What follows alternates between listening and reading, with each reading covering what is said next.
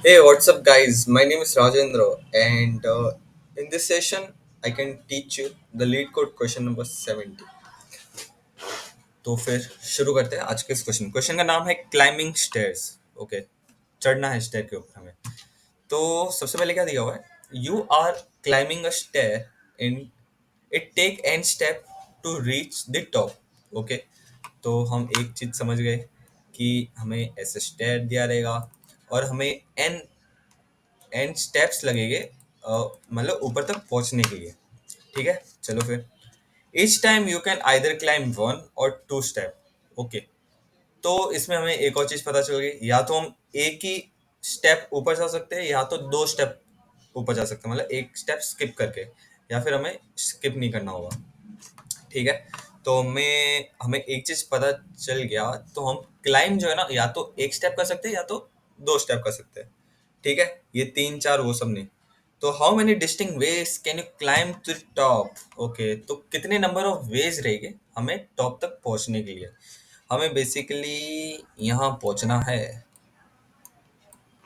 Hello, और हम यहाँ है। चलो, ये चीज भी बन गई। तो देखो, n is equals to two, तो आउटपुट टू आ रहा है। n is equals to three, तो आउटपुट थ्री आ रहा है। अगर n is equals to four हुआ तो आउटपुट क्या आएगा, तो वही हमें ऐसे सब निकालने हैं। तो फिर सबसे पहले देखो, हाँ, अगर समझो मान लो कि हमारे पास एक ही स्टेप होता, एक ही स्टेयर्स होता, समझो n is equals to one, हमें n दिया रहेगा और उसके ऊपर हमें टेस्ट केसेस रन करना है और हमें आउटपुट चाहिए कि हम कितने स्टेप्स क्लाइम कर सकते हैं। अगर n is equals to one है तो मेरा एक ही है भाई, मैं खाली वन मतलब एक ही स्टेप चढ़ के जा सकता हूँ। अभी इसमें अपन दो स्टेप तो नहीं चढ़ेंगे ना, क्योंकि दो सीढ़ी है ही नहीं, एक ही सीढ़ी है। तो इसका अगर n is equals to one हुआ मेरा, चलो एक चीज तो हमें पता चली, ये जो जो भी ये होते हैं ना, ये कंडीशंस, ये सबसे पहले लिख लेना चाहिए हमें। If suppose n equals to one, then return one. चलो, एक चीज हमें क्लियर हो गई। और दूसरी चीज क्या है, दूसरी चीज भी देख लेते हैं। अगर समझो दो स्टेप्स रहे, एक दो, हाँ, तो दो स्टेप रहे, तो दो स्टेप के अभी केसेस बनाओ क्या होगा। सबसे पहले मैं वन वन, मतलब पहले एक एक सीढ़ी चढ़ूंगा, वो तो सब में पॉसिबल रहेगा। हाँ, एक एक हो गया। फिर फिर मैं डायरेक्ट टू स्टेप, मतलब एक स्टेप स्किप करके जा सकता हूँ, मतलब टू टू स्टेप्स मैंने चढ़ा, डायरेक्ट टू स्टेप्स करके मैं चढ़ रहा हूँ। तो ये हमारे पास कंडीशन क्या है, दो आ गई। अभी फिर और होगा, अगर मैं एक स्टेप चढ़ूंगा फिर दो स्टेप चढ़ूंगा, तो ऐसा नहीं होगा ना।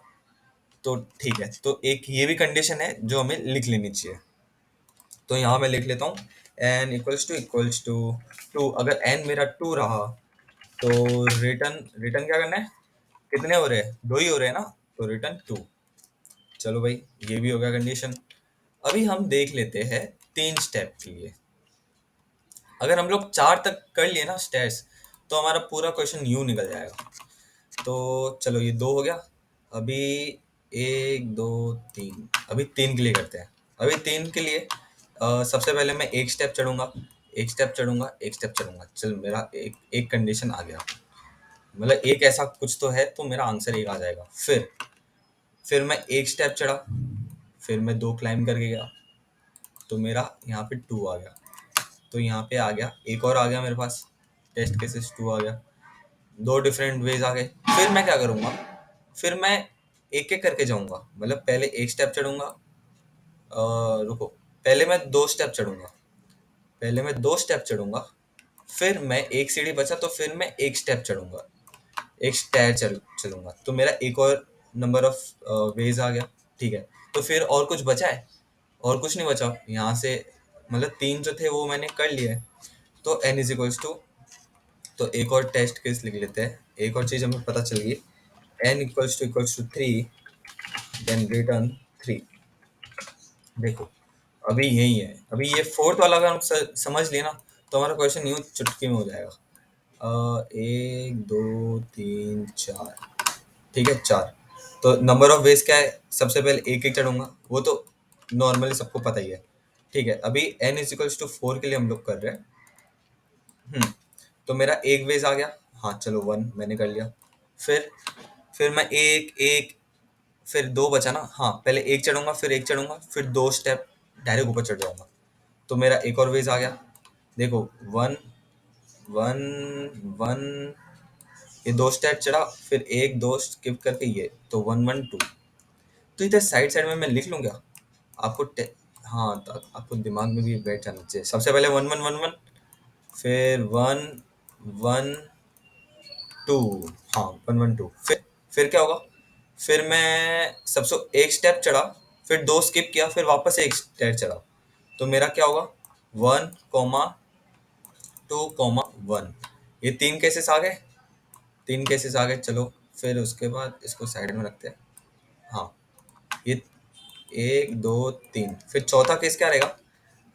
चौथा ये रहेगा, मैं सबसे पहले दो छलांग मारूंगा फिर एक एक करके चलूंगा, तो two comma one comma one. देखो हमारे पास एक दो तीन चार कंडीशन आ गई है, चार कंडीशन आ गई है। फिर और कौन से दिमाग में आ रहा है कि और कोई कंडीशन रहेगा? हाँ, एक दो तीन चार, फिर one comma one comma one comma one, फिर वन कोमा टू, फिर one comma two comma one, फिर two comma one comma one. ठीक है, ये तो चार आ गई। और कोई टेस्ट केस रहेगा इसमें? हम्म, एक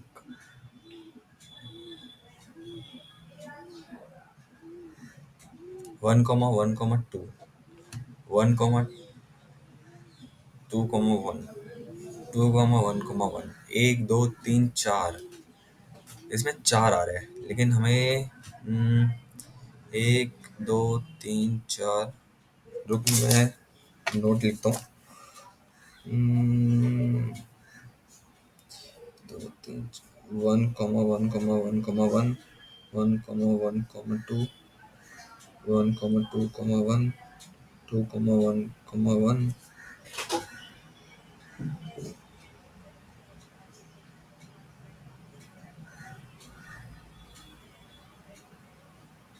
और एक टू कॉमा टू। ओके, ठीक है, ये हो गया। फिर इसके बाद एक और स्टेप रहेगा ना, टू कॉमा टू भी तो रहेगा।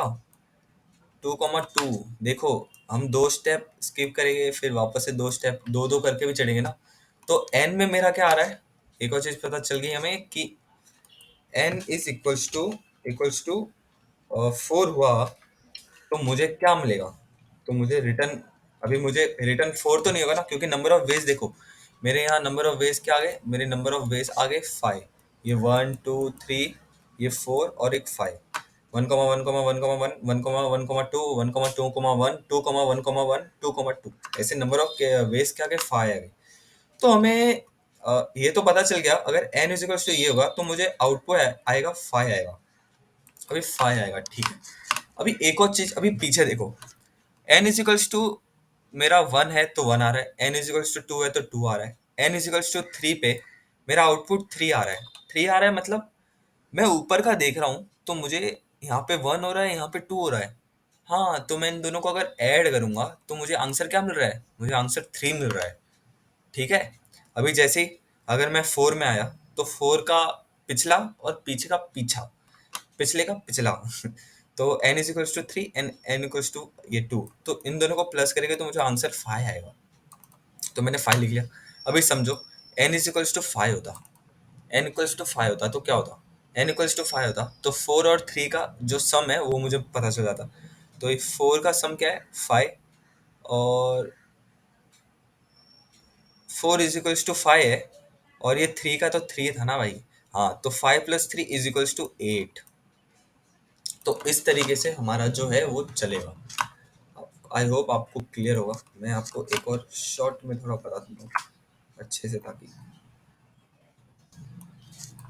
ये बहुत मस्त क्वेश्चन है। हाँ देखो, सबसे पहले वन था, n is equals to one था, एन इक्वल्स टू वन था। Baby.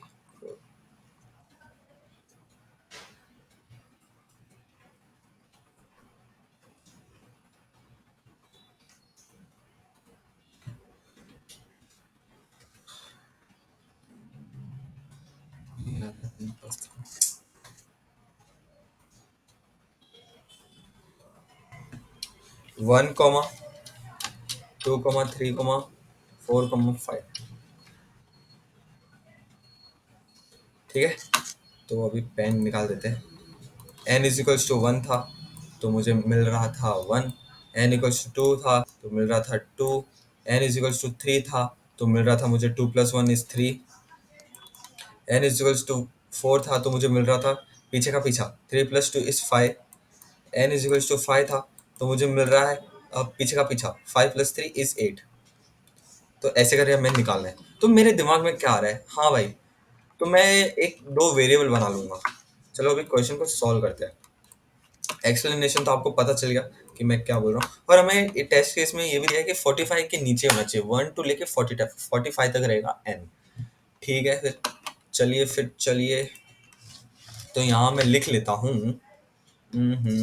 सबसे पहले मेरा क्या था, इफ n इक्वल्स टू 1। भैया ज्यादा दिमाग नहीं लड़ाना है, सीधा मुझे n रिटर्न कर लो। इफ n इक्वल्स टू 2, फिर से दिमाग नहीं दौड़ाना है, रिटर्न n कर लो। चलो भाई, ये चीज तो क्लियर हो गई। फिर उसके बाद n इक्वल्स टू 3, तो अभी मुझे दिमाग दौड़ाना है।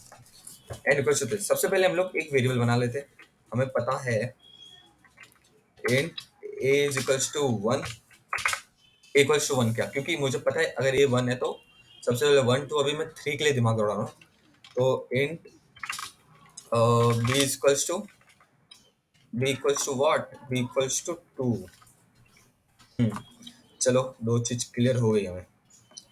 n इक्वल्स टू, अभी मुझे c क्या मिल रहा है, int c equals to a plus b। बरोबर, ये चीज क्लियर हो गई। लेकिन अभी मेरे पास 3 है, 3 के लिए मुझे a प्लस बी, तो अभी मैं एक और चीज कर लेता हूँ, रिटर्न c कर लेता हूँ। चलो रिटर्न c कर लिया। अभी क्या, अगर 4 हुआ तो 4 क्या रहेगा, तो 4 करूंगा तो भी मुझे रिटर्न 3 रहेगा। तो मैं क्या करता हूँ, एक फॉर लूप लगाता हूँ, फॉर लूप बनाता हूँ। Int i is equals to 3 कर लेते हैं, आई इज इक्वल्स टू 3, क्योंकि हमें 3 का आंसर पता है। 3 का आंसर पता है, अगर आई इज इक्वल्स टू 3 हुआ तो और आई इज लेस देन, इधर सेमी कॉलन, हाँ, and i is less than equals to n कर लेते हैं। आई अगर 45 हुआ तो उसका भी टेस्ट केस चाहिए ना हमें। I is less than equals to 45, I plus plus. चलो ठीक है, पता चल गया। तो अभी हमें क्या पता चल रहा है, अभी मैं लिखता हूँ c is equals to a plus b।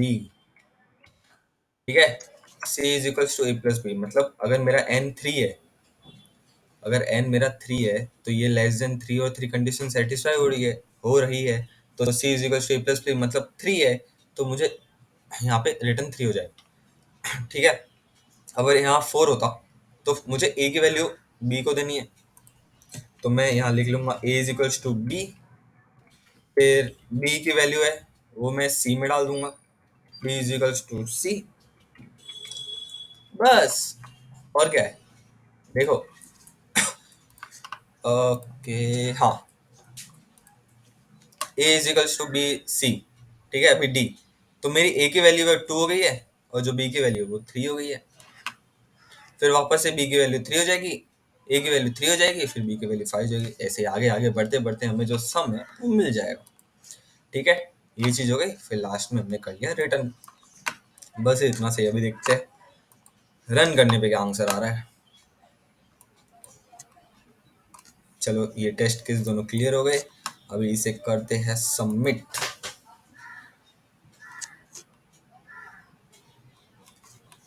अरे वाह, बीट 100%। ऐसा सॉल्यूशन किसका भी नहीं है। तो ये बहुत ही बढ़िया, और 0 m सेकेंड, भाई बहुत ही बड़ा सॉल्यूशन, मस्त सॉल्यूशन बना है। तो बस ये इतना ही है, खाली थोड़ा सा कभी भी कोई भी अपन क्वेश्चन सॉल्व करते ना, तो अपने पास एक बुक और पेन ले लिया करो, फिर एक देखा करो कि हाँ ये चीज़ है, तो कहीं पीछे प्लस करके तो नहीं मिल रहा है, कहीं आगे प्लस करके तो नहीं मिल रहा है। थोड़ा बहुत हमें दिमाग दौड़ाना पड़ता है, जब वो पता चल गया कि हाँ ये पीछे का हो रहा है, तो फिर बस आंसर बहुत सिंपल हो जाता है। तो आज के लिए बस इतना ही। Thanks for watching this video.